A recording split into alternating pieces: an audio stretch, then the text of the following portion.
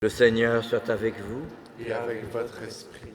Bonne nouvelle de Jésus-Christ, selon saint Luc. Gloire à toi, Seigneur.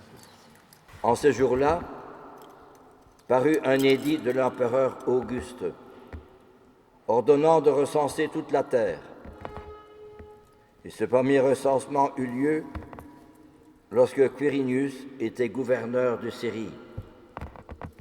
Tous allaient se faire recenser, chacun dans sa ville d'origine. Joseph, lui aussi, monta de Galilée, depuis la ville de Nazareth, vers la Judée, jusqu'à la ville de David, appelée Bethléem. Il était en effet de la maison et de la lignée de David. Il venait se faire recenser avec Marie, qui lui avait été accordée en mariage et qui était enceinte. Or, pendant qu'ils étaient là, le temps où elle devait enfanter fut accompli. Elle mit au monde son fils premier-né. Elle l'emmaillota et le coucha dans une mangeoire, car il n'y avait pas de place pour eux dans la salle commune. Dans la même région, il y avait des bergers qui vivaient dehors et passaient la nuit dans les champs pour garder leurs troupeaux. L'ange du Seigneur se présenta devant eux, et la gloire du Seigneur les enveloppa de sa lumière. Ils furent saisis d'une grande crainte. Alors l'ange leur dit : « Ne craignez pas, car voici que je vous annonce une bonne nouvelle, qui sera une grande joie pour tout le peuple. Aujourd'hui, dans la ville de David, vous est né un sauveur qui est le Christ, le Seigneur. Et voici le signe qui vous est donné, vous trouverez un nouveau-né emmailloté et couché dans une mangeoire. »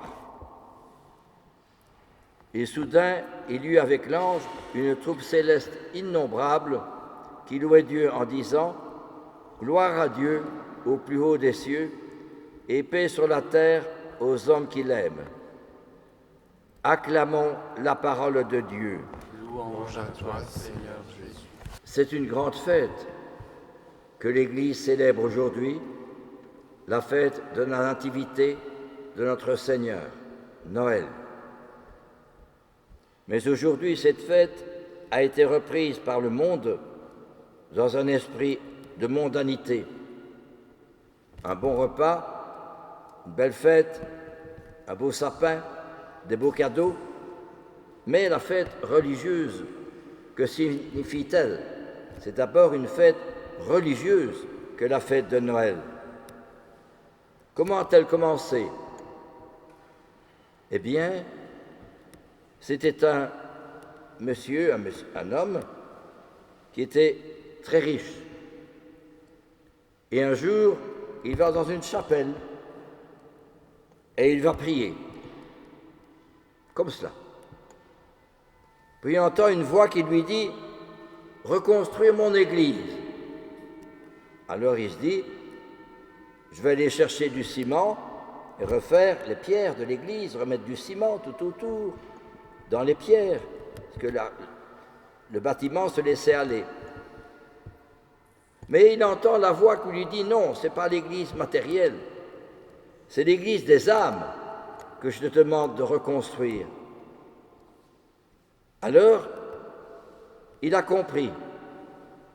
Et depuis lors, lui qui était un fils de riche, il avait fait dans les porches des églises, non pas dans l'église même, mais dans les porches, des sketchs pour montrer comment Jésus était né.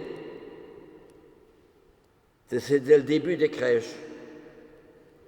Pour montrer que aux gens qui étaient beaucoup, étaient soumis au Seigneur, qui avait des bons seigneurs, certes, mais d'autres étaient dominateurs et injustes. Et François, car il s'agit de François d'Assise, voulait montrer par là la réalité de la naissance de Jésus, de Noël, de la nativité de notre Seigneur, dans sa réalité. Et quel est le premier message que Jésus nous adresse en cette fête de Noël ?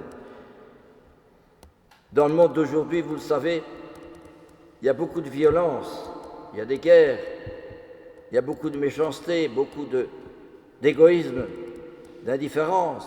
Bouge-toi que je m'y mette, c'est moi le plus fort, c'est moi le plus malin, c'est moi qui ai fait des études, c'est moi qui... Je sais mieux que toi. Et Jésus vient nous dire,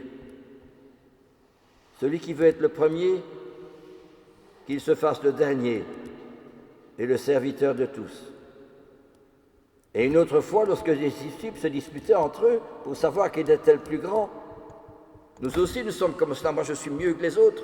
Moi, je vous dis cela. Je suis mieux que les autres, je sais mieux que les autres.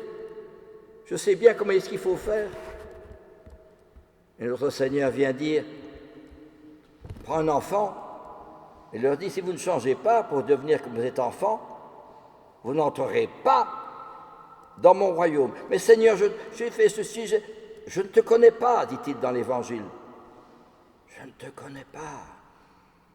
Est-ce que j'ai pris au sérieux les paroles de Jésus et la vie de Jésus?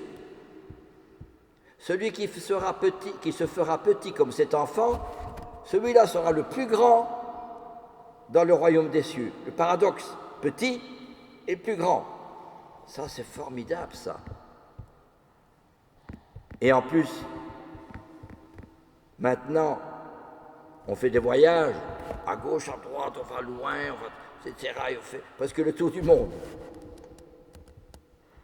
Mais à quoi sert-il de faire le tour du monde si on vient à perdre son âme?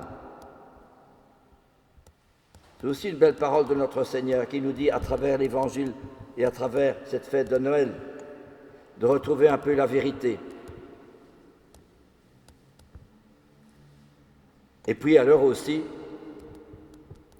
on nous annonce, soudain il y eut avec l'ange une troupe céleste innombrable d'anges qui chantaient « Gloire à Dieu au plus haut des cieux ». C'est ce que nous sentons lors de la messe, « Gloire à Dieu au plus haut des cieux ». Et nous chantons aussi à Noël ce chant-là, « Gloria, Gloria, Gloria in excelsis Deo ». Qu'est-ce que cela veut dire? Ça veut dire que nous ne sommes que de passage sur la terre. Nous avons voulu nous réjouir, nous ne sommes que de passage. Notre vraie patrie, c'est le ciel. Voilà ce que Jésus veut nous montrer par la crèche. On a beau avoir des tas de choses, des tas de... Oh, faire ceci et avoir des tas de belles choses. Mais un jour, il faut tout quitter. Mais on part comme on est venu. On n'a rien. Alors, quelqu'un me disait, si vous saviez combien c'est dur pour moi, je ne comprends pas. Naître pour mourir un jour, ça je n'accepte pas. Ma mère, elle est partie comme cela, c'est dur pour moi, je suis révolté. Eh oui, bien sûr, mais notre Seigneur vient nous dire, on n'est pas fait pour cette terre, on est fait pour le ciel. Mais comment alors, fils du ciel, et comment cela? Un jour, c'était Jean Berckmans. Il était malade, il faisait ses études à Rome, parce qu'il était intelligent, il avait commencé ses études de jésuite à Malines, puis on l'a envoyé à Rome. Puis il a été atteint d'une maladie. Et alors, à un moment donné, le frère infirmier lui dit, écoutez, frère Jean, vous êtes arrivé à la fin, il faudra recevoir le dernier sacrement, l'extrême-onction. Alors le frère Jean Berckmans se précipite au cou du frère infirmier et lui dit, vous ne pouviez pas me donner une meilleure nouvelle, je vais aller voir Jésus. Il faut le faire, c'est autre chose que nous, j'ai peur. Non, je vais voir notre Seigneur. Et Dominique Savio, lui, qui avait 14 ans, atteint par la tuberculose, ou 15 ans, et ses parents se lamentaient de le voir mourir si jeune. Et il disait à son papa et sa maman, mais pourquoi est-ce que vous tracassez? Je vais voir Jésus. Et il souffrait, bien sûr. À un moment donné, il rouvre les yeux, il se redresse sur son séant, et il voit, oh papa, maman, que c'est beau ce que je vois. Oh, c'est splendide, oh, c'est merveilleux. Oh, je suis émerveillé. Puis il s'affaisse et il meurt. Voilà ce que nous est donné aujourd'hui en cette fête de Noël comme chante. Évidemment, vous ne chantez pas, vous ne lisez pas le nocturne, c'est-à-dire la prière de nuit que les moines chantent. Eh bien, il dit, le Seigneur est né pour nous conduire vers le ciel, pour nous faire nous quitter notre égoïsme, notre orgueil, notre matérialisme, pour aller vers le ciel. Je me souviens, j'avais été rendre visite à un moine, dans une abbaye, je ne vais pas dire où par respect.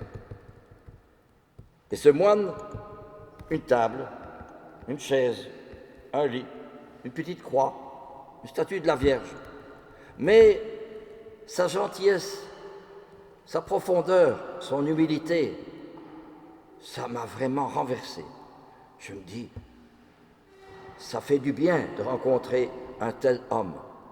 Dans un monde où il y a l'orgueil, l'égoïsme, la violence, méchanceté, la violence conjugale, la solitude, qu'on n'accepte pas sa situation, eh bien voilà ce que lui m'a montré, ce cher moine, que je n'oublie pas d'ailleurs, le frère Étienne, qui est un ancien père abbé de l'abbaye d'Orval. Il y a quelques années qu'il est décédé, bien 20 ans. Mais je garde son souvenir dans ma tête et dans mon cœur, parce que ce sont des exemples comme ça qui nous montrent la vérité de ce pourquoi nous sommes sur la terre. Et justement, Noël, la naissance de Jésus, vient nous montrer ce pourquoi nous sommes sur la terre. Nous ne sommes que de passage. On a beau multiplier tous les biens matériels et aller en vacances bien loin, et de belles voitures. Tout ça, c'est beau, c'est bien, je ne critique pas, moi. Mais oui, la vérité, voyez-vous, eh bien, c'est cela qu'il faut comprendre. La réalité de la vérité de notre Seigneur. Il vient nous dire, écoute, tu peux courir à gauche, à droite, dire avoir tout ce que tu veux, un jour je t'appelle. Et qu'est-ce que tu as fait? Et alors justement, notre Seigneur vient nous dire, dans le monde d'aujourd'hui, j'ai réussi ceci, j'ai réussi cela, j'ai fait ceci, il y a une belle maison, un bel intérieur, il y a belles choses, c'est formidable, j'ai montré ma maison à beaucoup, regardez ceci comme c'est merveilleux, et cela et ça. Et voilà que notre Seigneur me dit,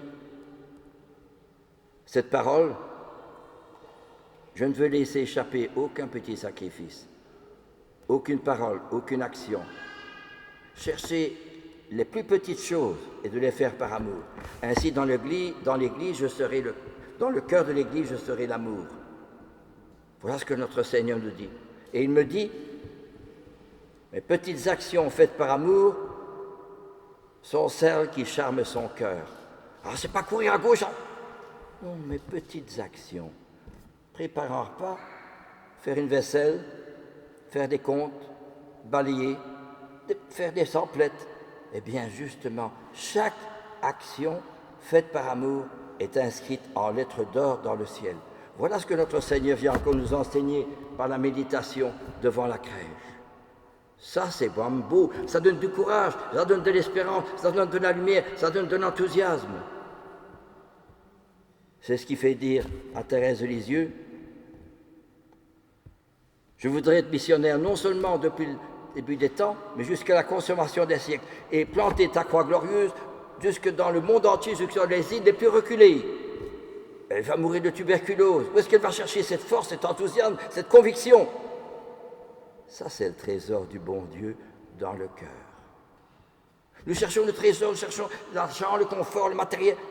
Mais le bon Dieu, il nous donne un trésor dans notre cœur. Dans l'humilité, le détachement, l'amour des petites choses, cachées, humbles, monotones. À toutes les extases, je préfère l'humble monotonie du sacrifice obscur et caché. Alors là, je peux dire, le ciel est peuplé d'âmes qui me chérissent. Et je rejoins les anges. Gloria, Gloria Deo, in excelsis Deo. Amen.